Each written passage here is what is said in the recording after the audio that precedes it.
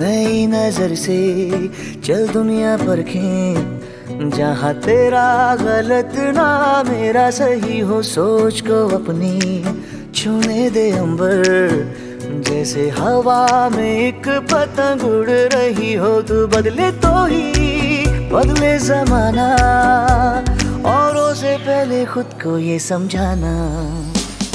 95 Big FM, तुम बदल के तो देखो। 95 Big FM, तुम बदल के तो देखो।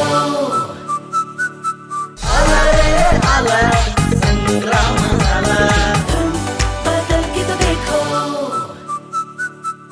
कहत कबीर सुनो भई साधो, कबीर जयंती निमित्त आरजे संग्राम सोबत हिंदी साहित्याचे अभ्यासक विनोद कुमार वायचळ. आणि माझ्याबरोबर आहेत डॉक्टर विनोद कुमार वायचळ. हे हिंदी आणि संस्कृत भाषेचे तज्ज्ञ आहेत आणि हिंदी साहित्यामध्ये त्यांची PhD आहे. नमस्कार. नमस्कार सर. कबीर नाव म्हटलं की कबीरांचे दोहे एखाद्या हिंदी सिनेमामध्ये ऐकलेला असतो. त्यातल्या त्यात रसिक मंडळींना आणखी 2-3 दोहे माहिती असतात आणि खूप काहीतरी साध्या माणसांना कळेल अशा भाषेत खूप खोल मिनिंग असलेलं, आयुष्याबद्दल काहीतरी वेगळं सांगणारं त्यांचं म्हणणं असतं. एवढी माहिती साधारणपणे सामान्य माणसाला असते. पण ऑन दी अदर हँड असंही आहे की काही लोकांना मग प्रश्न, कबीर म्हणजे हिंदू होते का मुसलमान होते, ते आपले होते का त्यांचे होते का आपले होते, काय नेमकं त्यांचं का, बरं त्यांचा कालखंड कुठला हेही माहीत नसतं. म्हणून म्हटलं की एखाद्या तज्ज्ञाला विचारावं की कबीर म्हणजे नेमकं कोण. हा खूप चांगला प्रश्न आहे. कबीरांचा जन्म हा ज्येष्ठ पौर्णिमा विक्रमी संवत 1455 म्हणजेच इसवी सन 1398 रोजी झालेला आहे. अच्छा. हा त्यांचं जन्म ठिकाण जे आहे काशी मधील, ज्याला आपण वाराणसी किंवा बनारस म्हणतो, तेथील लहरतला नावाचा एक तलाव आहे. तिथं त्यांचा जन्म झाला आणि त्यांचा मृत्यूचं ठिकाण जे आहे ते मगहर काशी जवळचं आहे. आणि त्यांचा मृत्यू माघ शुद्ध एकादशी विक्रमी संवत 1575 म्हणजे इसवी सन 1518 एवढा मोठा कालावधी त्यांच्या जीवनाचा आहे, 120 वर्षांचा. म्हणजे या काळामध्ये दिल्ली आणि इतर भारतीय छोट्या मोठ्या संस्थांमध्ये मुस्लिम सुलतानांचं राज्य होतं.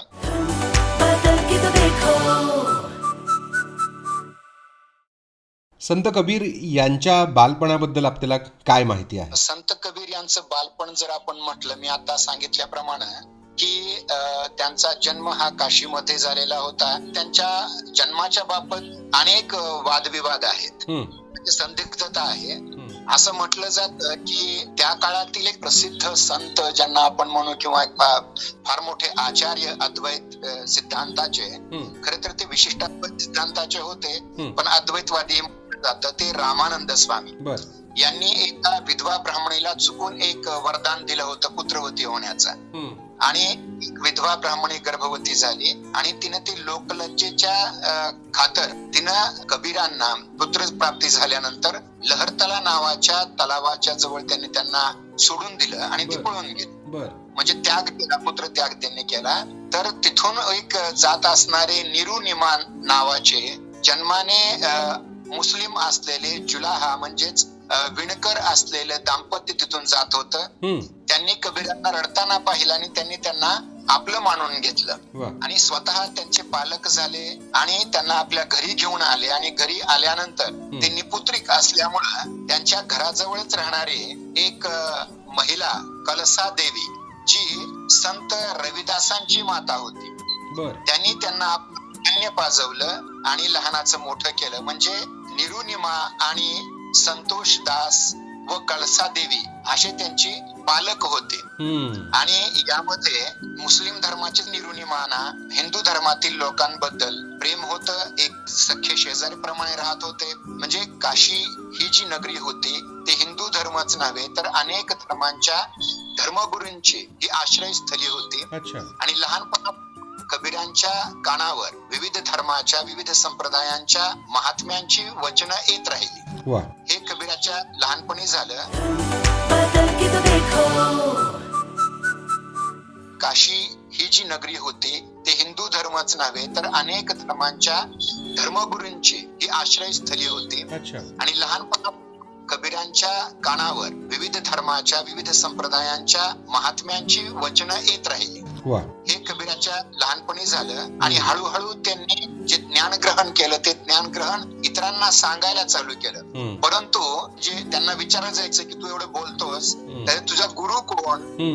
तर मग त्यांनी काय केलं की आपल्या जीवनामध्ये त्या काळात रामानंद जे वैष्णव संप्रदायाचे फार मोठे गुरु होते त्यांना आपला गुरु मानलं आणि त्यासाठी एक त्यांनी अटकल केली. कारण ते मुसलमान असल्यामुळं वैष्णवपंथी त्यांना साथ देणार नाही ते त्यांच्या लक्षात आलं. म्हणून त्यांनी काशीच्या म्हणजे गंगा नदीच्या काठावर जे वेगवेगळे घाट आहेत त्या एका घाटावर ज्या घाटावर ते रामानंद स्नान करायला जायचे त्या घाटावर ते रात्री जाऊन झोपले. आणि स्नान करत असताना त्यांचा पाय रामानंदांचा पाय कबीरांना लागला आणि त्यांनी कोण आहे असं झुकले असता त्यांच्या गळ्यातली कंठी ही कबीरांच्या गळ्यात पडली आणि त्यावेळेस त्यांना आपला शिष्य मानून घेतलं आणि कबीरांनी त्यांना ज्याला आपण कायदेशीर म्हणू असं त्यांचं शिष्यत्व पत्करलं आपला गुरु म्हटलं. या पद्धतीची कथा आहे.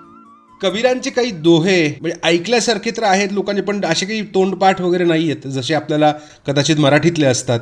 कवितांच्या काही ओळी आपल्याला पाठ असतात काही म्हणी पाठ असतात. तर तसे कबीरांचे सगळ्यात फेमस झालेले असे कुठले दोहे आहेत? अनेक दोहे आहेत कबीरांचे. फक्त मी इथं थोडस सांगू इच्छितो की कबीर हे शिकलेले नव्हते.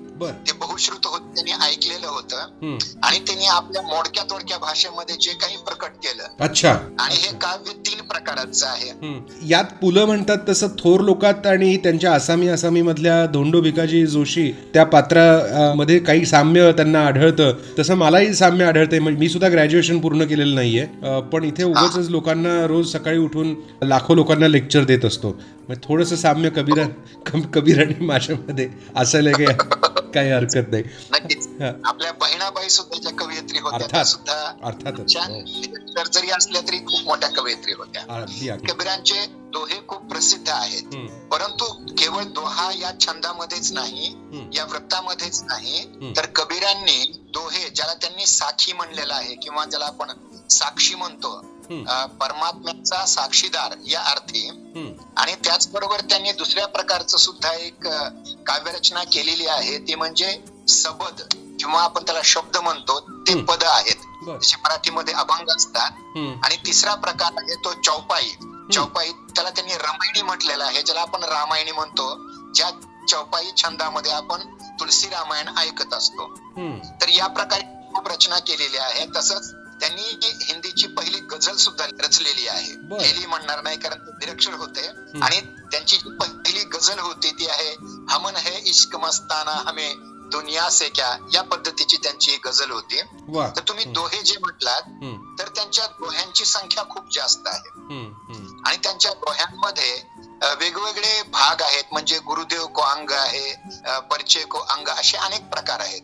तर त्यांचा प्रसिद्ध दोहा जो आहे गुरु गोविंद दोऊ खरे काके लागू पाय बलिहारी गुरु आपणे जिन गोविंद दियो बताय. म्हणजे ईश्वर आणि गुरु यामध्ये मोठा कोण असा प्रश्न त्यांना निर्माण झाला. तर त्यावेळी गुरूंच्या त्यांनी चरण स्पर्श केल्याने म्हटलं की ईश्वर समजवणारा जो आहे तो खरा गुरुच आहे.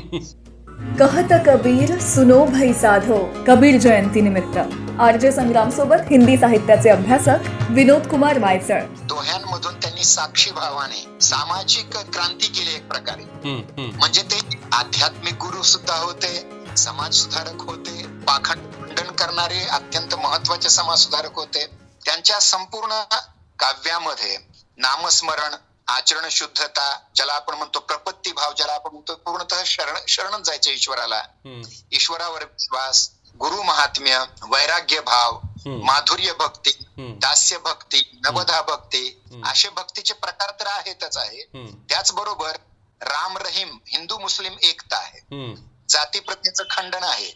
मूर्तीपूजेचा विरोध आहे. हिंसेचा विरोध आहे. त्यानंतर समन्वयवाद आहे हिंदू मुस्लिमांचा. रहस्यवाद आहे साधनात्मक रहस्यवाद आहे. आणि सगळ्यात महत्वाचा जे आपण 21 तारखेला आपण आंतरराष्ट्रीय योग दिन साजरा करतो तर त्यांचा सहज योग सुद्धा अत्यंत महत्वाचा आहे. तर या पद्धतीने त्यांचं खूप मोठं साहित्य आहे. आणि दोह्यांच्या बाबतीमध्ये असं म्हटलं जातं की कबीरांचे दोहे हे 2 ओळीमधलं जे महाकाव्य आहे एका प्रकारे.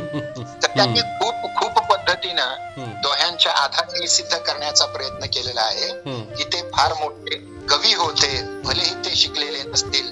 ते म्हणतात मसी कागज छो नाही, म्हणजे हातामध्ये शाई पेन त्या काळामध्ये लेखणी हे हातात कधी नाही घेतलं, कागदाला स्पर्श नाही केला, तरी सुद्धा ते आन मोठे कवी आहेत. त्यांचे अनेक दोहे आहेत. एक उदाहरण त्यांचा सांगतो. त्यांना आपल्या समाजाबद्दल खूप कळवळ असायची आणि ते म्हणायचे सुखिया सब संसार है, सुखिया सब संसार है, खावे अरु सोवे, दुखिया दास कबीर है, जागे अरु रोवे. म्हणजे समाजाची स्थिती पाहून, गुलामगिरीची स्थिती पाहून आणि अनाचार पाहून त्यांना झोप सुद्धा येत नव्हती असं त्यांनी प्रकट केलेलं आहे.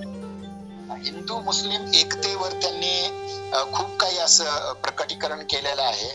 म्हणजे त्यांचं म्हणणं आहे की जाके मुख नाही माथा नाही, नहीं रूप कुरूप, उपवास ते पातरा, ऐसा तत्व अनुप. असा ईश्वर आहे. आणि एवढंच नाही तर त्यांनी आपल्या ईश्वराला राम असं म्हटलंय, अनेक ठिकाणी रहमान म्हटलंय. आश्चर्याची गोष्ट हे आहे की ते जे आपले अनेक गुरूंमध्ये नामदेवांना सुद्धा स्वीकार करतात आणि त्यांनी विठ्ठल म्हणजे विठ्ठल या अर्थी सुद्धा ईश्वराचं स्मरण केलेलं आहे. बदल के तो देखो.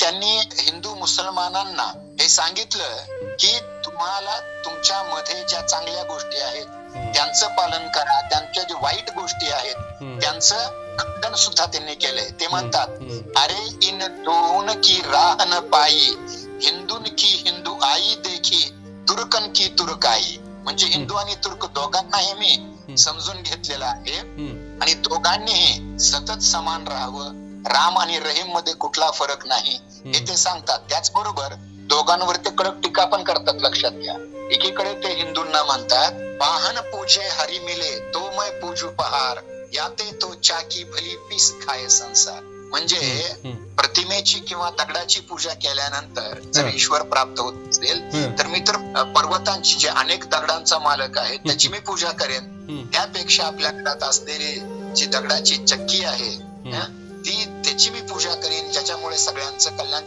ज्याच्यात धान्य विसून लोक खातात.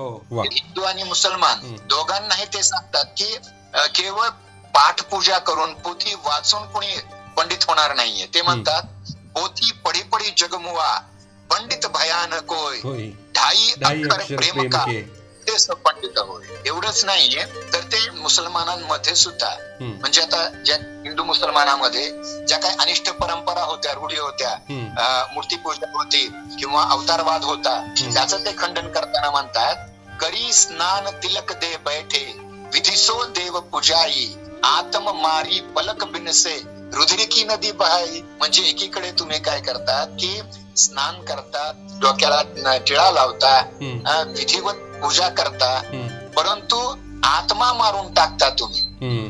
तुमच्या डोळ्यातून एक टिपूस निघत नाही ज्यावेळी धर्माच्या नावावर रक्ताची नदी वाहतात. पुढे म्हणतात ईश्वर तर, ज्यामुळे मुसलमानामध्ये असं म्हटलं जातं की एखादी मुंगी असेल त्या मुंग्याच्या पायामध्ये जर तुम्ही घुंगरू बांधले त्याचा सूक्ष्म आवाज सुद्धा ईश्वर खुदा अल्लाह ऐकतो.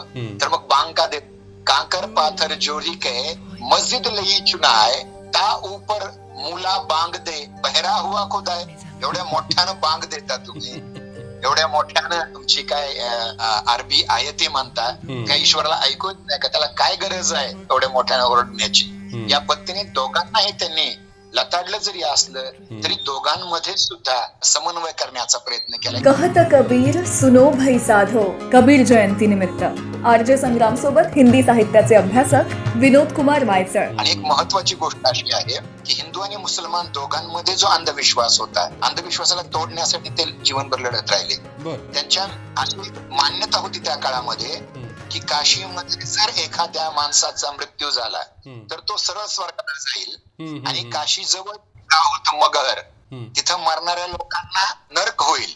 तर त्यांनी म्हणताना त्याच्या अनेक दिवस त्यांनी आधी, मृत्यूच्या अनेक दिवस आधी मगहरला गेले आणि ते म्हटले की जसं काशी तक तस मगहर उसर, जर मी जन्मभर पुण्यकर्म केले असतील तर माझा मृत्यू काशीमध्ये झाला का मगर मध्ये झाला, मला स्वर्ग नक्कीच मिळणार. या पद्धतीने खूप महत्वाचा असं हिंदू मुसलमान दोघांनाही एकीकडे त्यांनी हिंदू मुसलमानांच्या चुका सांगितल्या, दुसरीकडे दोघांचंही एकत्रीकरण करण्याचा सुद्धा खूप मोठा प्रयत्न त्यांनी त्या काळात केलेला होता. आणि कुठल्या काळात, म्हणजे 14व्या-15व्या शतकामध्ये असं काम झालेलं आहे? त्या काळामध्ये भयानक रीतीनं रक्तपात व्हायचा, हिंदू मुसलमान लढाया व्हायच्या, मुस्लिम सुलतान मुस्लिम बादशाह लोकांवर जजिया टॅक्स लावायचे अशा काळामध्ये. आणि त्यांना मृत्यूदंड सुनावणारा हा हिंदू राजा नव्हता तर मुसलमानच होता, लक्षात घ्या.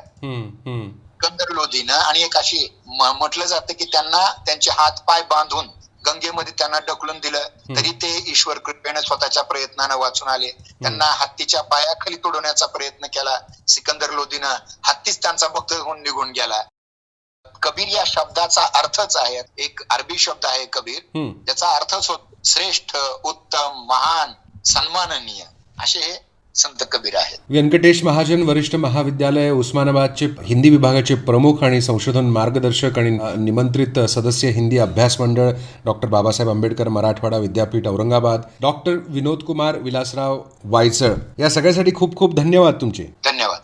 एक जाता जाता एखादा दोहा आठवतोय? माला फेरत जुग भया गयान मन का फेर, कर का मन का डाल के, मन का फेर, मन का फेर. त्याचा भावार्थही सांगाल सर? भावार्थ असा आहे की हातामध्ये जपमाळ घेऊन त्याचे जे मणी आहेत ते आपण फिरवतो, श्रीराम श्रीराम कर, तर ते फिरत तुम्ही मनाचं मन कधी फिरलेलं नाही, फक्त माला हातात फिरवली आहे. तर हातातला जो मणका आहे तर ईश्वर तुम्हाला नक्कीच साथ देईल, नक्कीच ईश्वर तुम्हाला खूप मोठ्या तुमची गती जी आहे सद्गतीला प्राप्त करवेल, या पद्धतीने त्यांनी सांगितलं. मी संग्राम. Good morning Maharashtra. फेसबुकवर भेटूया, सर्च करा RJ संग्राम.